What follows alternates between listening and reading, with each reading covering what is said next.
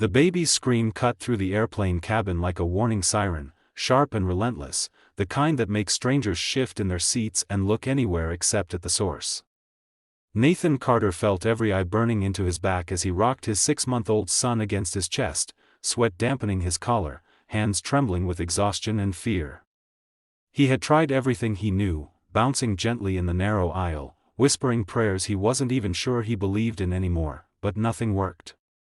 At 30,000 feet above the clouds, with nowhere to escape, Nathan felt smaller than he ever had in his life, a single dad drowning in sound, judgment, and helpless love. Before the story unfolds any further, if you believe in kindness, second chances, and the quiet power of human compassion, please take a moment to like this video, share it with someone who needs hope today, subscribe to the channel for more heart-touching stories, and tell us in the comments where you're watching from.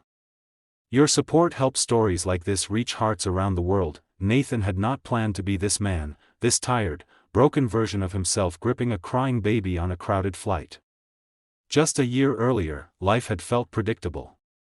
He worked as a junior architect in a modest firm, dreamed of designing homes filled with warmth, and believed that love, once found, stayed. But then illness came suddenly and cruelly, taking his wife Emily in less than 4 months. The doctors used careful words, but the truth was brutal.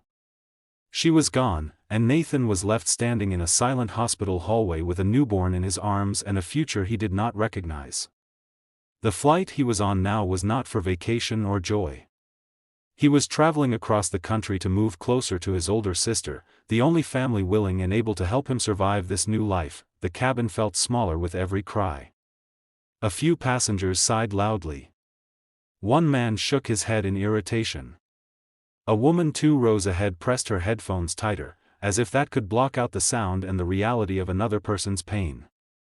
Nathan wanted to apologize to everyone at once, to explain that he was trying, that he hadn't slept in 2 days, that his son usually wasn't like this. But shame glued his mouth shut. His arms ached from holding the baby for hours, his mind replaying every mistake he feared he was making as a father. He worried about being judged as incompetent, about being the reason someone's flight was ruined, about failing the one tiny person who depended on him completely. The baby's cries were not just noise. They were fear, discomfort, and confusion wrapped into one desperate sound. The pressure change hurt his ears. The unfamiliar faces frightened him. And Nathan, despite all his love, didn't yet know how to translate those cries into comfort. Each wail felt like an accusation, echoing all the doubts Nathan carried since Emily's death. He wondered if she would know what to do, if she would calm their son with a gentle certainty Nathan lacked. Grief rose in his chest alongside panic, tightening his breath. As the plane leveled out, the cries only grew louder. A flight attendant approached with a professional smile that barely hid her concern. Nathan nodded quickly, trying again to rock and sway. His hands shook harder now, not from turbulence but from the crushing fear of losing control. The cabin lights reflected off tear-filled eyes he refused to wipe, because if he did, he might fully break. That was when something unexpected happened. From across the aisle, a woman stood up slowly. She was in her early 30s, with tired eyes that spoke of long nights and responsibilities she carried quietly. Her name was Clara Bennett, though Nathan didn't know it yet. She held no phone, no headphones, no sign of annoyance. Instead, her expression was calm, steady, and filled with a kind of understanding that felt almost unreal in that moment.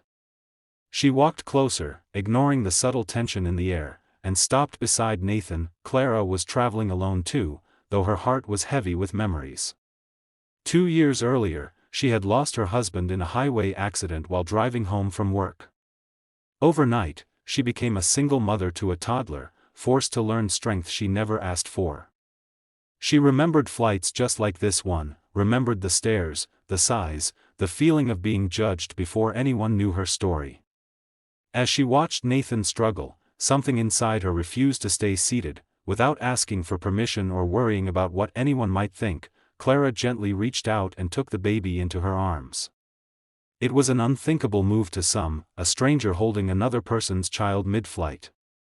A few passengers stiffened. The flight attendant paused. Nathan froze, shock and fear flashing through him, but something in Clara's presence stopped him from objecting.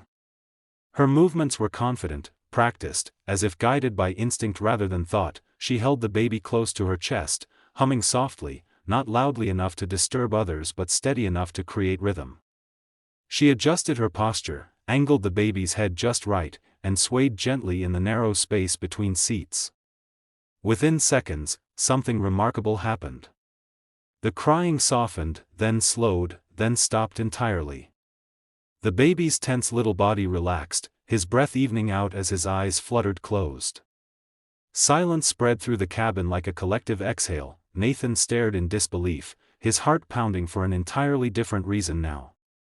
Relief washed over him so suddenly it made him dizzy. Tears spilled freely this time, unashamed. He hadn't realized how close he was to breaking until the weight lifted. Around them, the atmosphere changed. Annoyance gave way to awe. People who had avoided eye contact now watched quietly, some smiling, others wiping their eyes. Clara didn't hand the baby back right away. She continued to sway, grounding both the child and the father standing beside her. In that simple act, she wasn't just calming a baby. She was telling Nathan, without words, that he was not alone, that his struggle was seen, that help could come from the most unexpected places.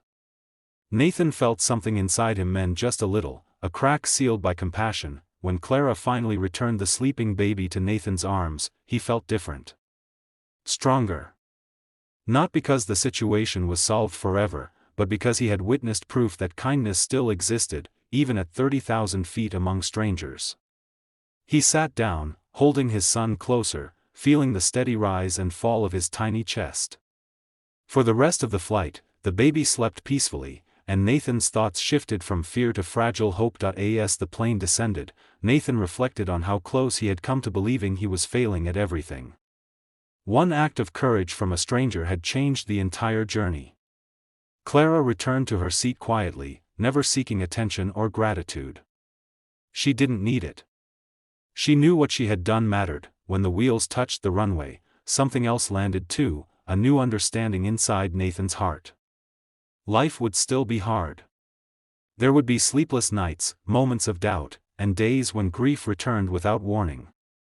But there would also be moments of grace, carried by people who understood pain because they had lived it themselves. If this story is touching something inside you right now, if it reminds you of a moment when someone's kindness changed your life, please take a second to like this video, share it with others, and subscribe to the channel so more stories like this can reach hearts that need them. Your engagement truly matters, and before this story ends, please tell us in the comments if you have ever experienced or witnessed a simple act of kindness that stayed with you forever. As Nathan walked off the plane holding his sleeping son, he felt a quiet promise forming within him. One day, when his child was older, he would teach him this lesson, that sometimes the world feels loud, overwhelming, and unfair, but compassion has a way of cutting through the noise. And somewhere out there, there would always be a Clara, a stranger willing to do the unthinkable, not for praise, but because love recognizes love, even between people who have never met.